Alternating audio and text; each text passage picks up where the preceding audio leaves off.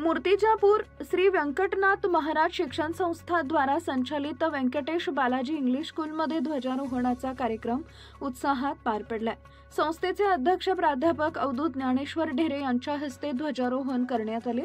सुरुवातीला माता सरस्वती, गणपती बाप्पा व व्यंकटनाथ महाराज यांच्या प्रतिमेचं पूजन करून कार्यक्रमाची सुरुवात करण्यात आली।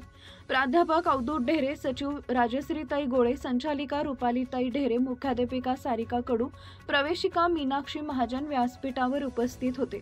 15 ऑगस्ट रोजी जन्माला आलेल्या विद्यार्थ्यांचा वाढदिवसानिमित्त पुष्पगुच्छ देऊन सत्कार करण्यात आला।